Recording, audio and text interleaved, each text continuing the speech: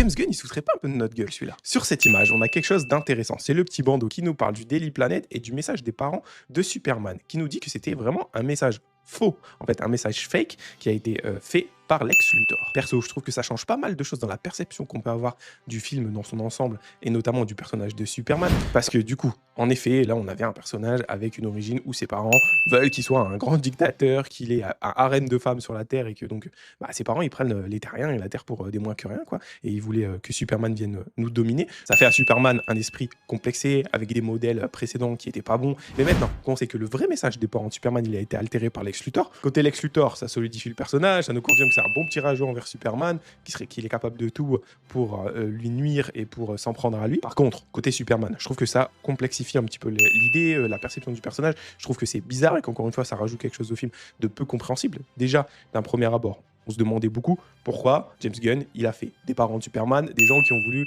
dominer la Terre. C'était pas le cas précédemment. Bon, on va me dire sûrement dans certains comics, c'est le cas, mais c'est pas forcément l'image qu'on se fait de Superman au premier abord, et même de ses parents qui l'avaient envoyé sur Terre de base dans un esprit bon et pas avec des mauvaises intentions au départ. Ici, on a l'impression qu'il va pédaler un petit peu en arrière et qu'il assume pas ses choix, en fait. Personnellement, je trouve que c'est dommage, c'est du James Gunn tout craché. Soit tu vas à fond sur un truc, soit tu vas pas à fond. Et en fait, le cacher en plus dans un bandeau comme ça, c'est je le mets pour me dédouaner, mais je l'assume pas très vraiment. Encore une fois, ça nous rend le Superman de James Gunn assez mitigé, personnellement.